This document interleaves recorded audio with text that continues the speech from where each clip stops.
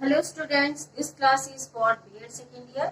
और BEd second year की आज की क्लास में बच्चों हम पढ़ेंगे शैक्षिक निर्देशक एवं परामर्श, एजुकेशनल गाइडेंस एंड काउंसलिंग। बच्चों, एजुकेशनल गाइडेंस एंड काउंसलिंग की पिछले क्लासेस में हम प्रविधियां पढ़ रहे हैं।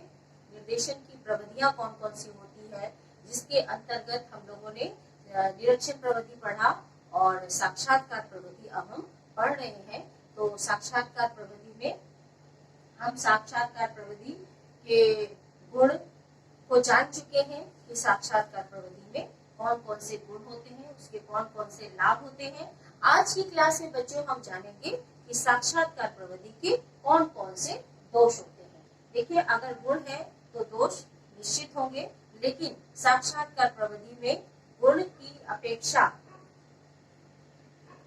दोष जो है वो कम है। ठीक है, तो दोष की हम बात करते हैं बच्चों। तो सबसे पहला दोष, इसका अगर हम दोष की बात करें तो सबसे पहला दोष है कि कुशल व प्रशिक्षित साक्षात्कारदाताओं का अभाव। देखिए, साक्षात्कार जो है वह, अगर एक सफल साक्षात्कार की बात की जाए तो एक सफल साक्षात्कार केवल साक्षात्कारकर्ता के ऊपर निर्भर करता है। साक्षात्कारकर्ता किस प्रकार के प्रश्नों को करता है, वह किस प्रकार की साक्षात्कार प्रविधि का प्रयोग कर रहा है, वो साक्षात्कारदाता से किस प्रकार का व्यवहार कर रहा है, इन सभी चीजों का जो भी श्रेय है वो साक्षात्कारकर्ता के ऊपर पड़ता है। तो अगर एक विशिष्ट साक्षात्कार करता है तो निश्चित ही वह साक्षात्कार अत्यधिक, जो भी उस साक्षात्कार से परिणाम प्राप्त होंगे, निष्कर्ष प्राप्त होंगे, वो अत्यधिक परिशुद्ध होंगे। जितने योग्य, जितनी विशिष्ट, जितने अपने विषय में माहिर साक्षात्कारकर्ता होंगे, उतने ही ज्यादा परिशुद्ध, उतने ही विश्वसनीय, उतने ही वैध हमें निष्कर्ष प्राप्त होंगे। ठीक है, तो साक्षात्कार प्रविधि के दौरान एक कुशल प्रशिक्षित साक्षात्कार का अभाव रहता है। मोस्टली हमें एक कुशल, एक स्किल्ड और एक प्रशिक्षित अगर साक्षात्कारकर्ता की बात करें तो मिलना बहुत मुश्किल होता है, जिससे कि साक्षात्कार प्रविधि में अनेकों अनेक दोष मिलते हैं और जो भी निष्कर्ष उस प्रविधि के द्वारा जो भी सूचनाएं प्राप्त की जाती है वो अत्यधिक परिशुद्ध नहीं हो पाते हैं। फिर बच्चों, पक्षपात की संभावना।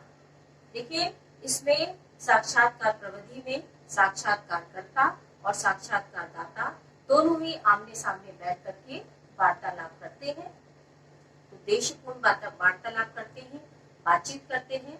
तो कहीं ना कहीं कभी साथ में इतना घुल मिल जाते हैं साक्षात्कारकर्ता साक्षात्कारदाता से कि उनके जो भी उनसे उत्तर प्राप्त होते हैं तो उसकी तरफ कुछ न कुछ साक्षात्कारकर्ता का झुकाव हो जाता है, जिससे कि जो भी निष्कर्ष और जो भी परिणाम प्राप्त होते हैं वो परिशुद्ध नहीं होते हैं। जो भी तथ्य संकलन किया जाता है, जो भी सूचनाएं प्राप्त की जाती है वो पूरी तरह से सही नहीं प्राप्त की जाती है, क्योंकि इसमें कहीं न कहीं साक्षात्कारकर्ता का पक्षपूर्ण व्यवहार नजर आता है। फिर है परिशुद्ध अभिलेखन में कठिनाई। चूंकि देखो बच्चों, साक्षात्कार प्रविधि जो है उसमें विभिन्न प्रकार के उपकरणों का प्रयोग कम किया जाता है।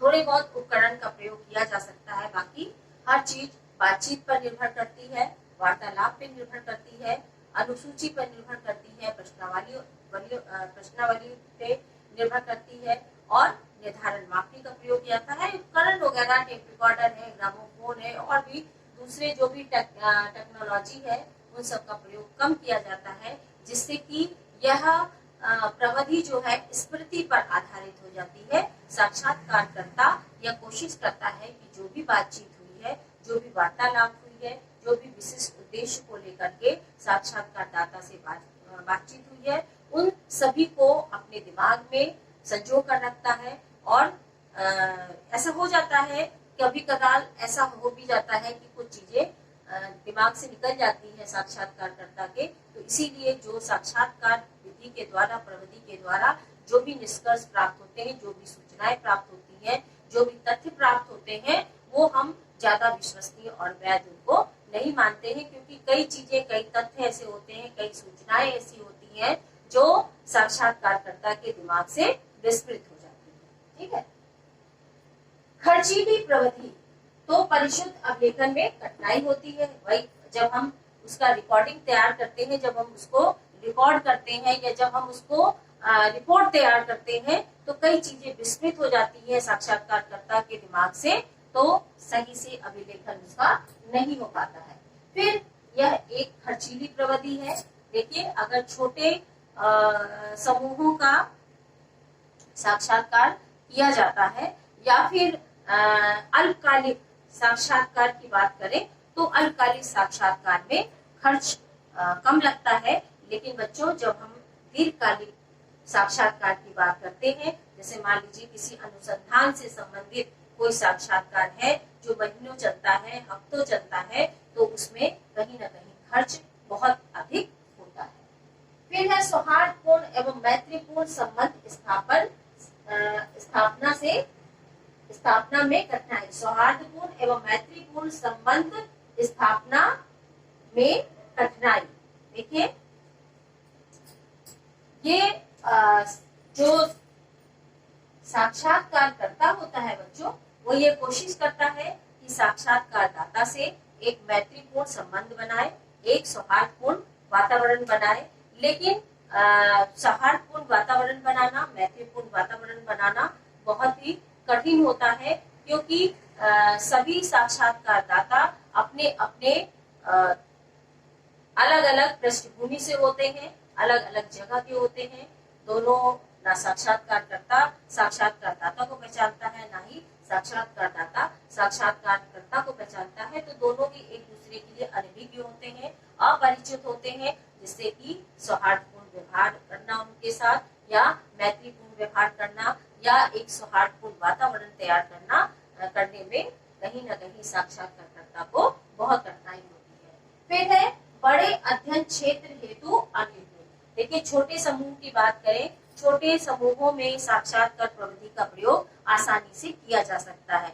लेकिन अगर समूह बड़ा है, जिन समूह के सदस्यों का अध्ययन किया जा रहा है, तो अगर वह समूह बहुत बड़ा है, वो समूह बहुत दूर दूर तक फैला हुआ है, तो साक्षात्कार प्रविधि यहाँ पर काम नहीं आती है। साक्षात्कार प्रविधि के द्वारा तथ्यों एवं सूचनाओं को संकलन करने में दिक्कत होती है, कठिनाई होती है। तो ये भी बच्चों एक इसका दोष है। फिर है स्वाभाविक उत्तर का अभाव। देखिए, चूंकि साक्षात्कारकर्ता के सामने साक्षात्कारदाता सामने बैठ करके प्रश्नों के उत्तर को देता है, जो भी प्रश्न साक्षात्कारकर्ता के द्वारा पूछे जाते हैं उन सभी उत्तरों को वो देता है। तो कहीं न कहीं हम देखते हैं कि चूंकि सामने वो बैठा हुआ है, ठीक है ना, तो वो समझ रहा है कि हमें ऑब्जर्व किया जा रहा है, हमारा निरीक्षण किया जा रहा है, हमसे प्रश्न पूछे जा रहे हैं। तो स्वाभाविक चीजें ना होकर के हर चीज कृत्रिम होती है, क्योंकि बनावटी बनाता है। आप जब भी ये समझ लीजिए कि अगर आपको पता चल जाए कि मेरा कोई ऑब्जर्वेशन कर रहा है, कोई मेरा निरीक्षण कर रहा है, कोई मेरी परीक्षा ले रहा है, तो आप स्वाभाविक रह ही नहीं सकते हैं। आप अपने स्वभाव में कृत्रिमता ले आएंगे, स्वाभाविक चीजें सारी खत्म हो जाती हैं। तो जो भी सूचनाएं प्राप्त होती हैं वो परिशुद्ध नहीं होती है। तो इसलिए इसमें ये भी दोष पाए जाते हैं कि साक्षात्कारदाता कृत्रिम व्यवहार करने लगता है, उसमें स्वाभाविकता खत्म हो जाती है साक्षात्कार के दौरान। फिर है विश्वसनीय सूचना तथ्यों का अभाव। अभी मैंने आपको बताया कि इससे प्राप्त जो सूचनाएं एवं तथ्य होते हैं वो विश्वसनीय एवं वैध नहीं होते हैं, क्योंकि इसमें जो भी डाटा प्राप्त किए जाते हैं, जो भी निष्कर्ष प्राप्त किए जाते हैं, अभी जैसे मैंने आपको बताया कि साक्षात्कारदाता में कृत्रिमता आ जाती है, क्योंकि उसे पता है कि सामने बैठने वाला इंसान जो है वो मेरा इंटरव्यू ले रहा है और मेरी परीक्षा ली जा रही है और मेरा निरीक्षण किया जा रहा है, तो वो अपनी स्वाभाविकता को खो देता है, हटा करके कृत्रिमता अपने स्वभाव में ले आता है, जिससे कि जो भी तथ्य एवं सूचनाएं प्राप्त होती है वो परिशुद्ध नहीं होती है, शुद्ध नहीं होती है। और कभी कभी ये होता है बच्चों कि मैत्रीपूर्ण व्यवहार नहीं बन पाता है या सौहार्दपूर्ण व्यवहार नहीं बन पाता है, तो जितनी भी आंतरिक चीजें हैं तो साक्षात्कारकर्ता को अपने अंदर जितनी भी चीजें जानकारी छुपी हुई है, जो वो नहीं बताना चाह रहा है, संकोच कर रहा है, तो वो साक्षात्कारकर्ता के सामने वो चीजें लाता ही नहीं है। जो असल वजह है, असल कारण है समस्या का, उसको वो साक्षात्कारकर्ता के सामने लाता ही नहीं है, क्योंकि उसमें संकोच रहता है, वो उसको जानता नहीं है, अनभिज्ञ के सामने, अपरिचित व्यक्ति के सामने वो सारी चीजें नहीं खोलना चाहता है। तो ऐसे में भी जो तथ्य एवं सूचनाएं प्राप्त होती है वो विश्वसनीय और वैध नहीं होती। ठीक है। फिर है बच्चों स्मरण शक्ति पर निर्भरता। ये साक्षात्कार प्रविधि पूरी तरह से स्मरण शक्ति पर निर्भर करती है, क्योंकि इसमें साक्षात्कारकर्ता और साक्षात्कारदाता दोनों ही आपस में बातचीत करते हैं। तो जो भी बातचीत का जो रिजल्ट आता है या जो भी उत्तर प्राप्त होते हैं साक्षात्कारकर्ता को, वह कहीं भी रिकॉर्डिंग नहीं करता है, बल्कि वह अपने दिमाग में सारे उत्तरों को रखता है और उन्हीं दिमाग में जो रखे हुए उत्तर हैं उन्हीं के अकॉर्डिंग वह रिपोर्ट तैयार करता है और उससे निष्कर्ष प्राप्त करता है। तो कभी कभी तो चीजें याद रहती हैं, लेकिन अगर टाइम ज्यादा हो गया, जैसे मान लीजिए आज साक्षात्कार प्रविधि का साक्षात्कारकर्ता के द्वारा साक्षात्कार प्रविधि का प्रयोग करके आज किसी साक्षात्कारदाता का इंटरव्यू उसने लिया और आज ही उसने रिपोर्ट तैयार कर ली, जितनी सूचनाएं एवं तथ्य उसको संकलित किए उसने, उन सभी की उन सभी की रिपोर्ट जो है उसी दिन तैयार कर ली, तो काफी हद तक सारी चीजें कवर हो जाती हैं। लेकिन अगर किसी कारणवश उस दिन रिपोर्ट ना तैयार कर पाए और उसमें अगर 2-4 दिन का समय लग गया, तो कई चीजें ऐसी होती हैं, कई तथ्य ऐसे होते हैं, कई सूचनाएं ऐसी होती हैं जो दिमाग से विस्मृत हो जाती हैं। तो ये साक्षात्कार प्रविधि में ये चीज दोष पाया जाता है कि ये पूरी तरह से स्मरण शक्ति पर निर्भर करता है, जिससे कि कई तथ्य के कई सूचनाएं साक्षात्कारकर्ता से छूट जाती है। तो इसलिए जो भी परिणाम प्राप्त होते हैं बच्चों वो परिशुद्ध नहीं होते हैं, शुद्ध नहीं होते हैं, विश्वसनीय नहीं होते हैं, वैध नहीं होते हैं। तो ये सारी दोष हम साक्षात्कार प्रविधि के देखते हैं बच्चों। तो आज की क्लास में हमने देखा कि साक्षात्कार प्रविधि के कौन कौन से दोष है। पिछली क्लास में हम लोगों ने साक्षात्कार प्रविधि के गुण और लाभ जाने। तो आज की क्लास में इतना ही। अगली क्लास में नेक्स्ट टॉपिक के साथ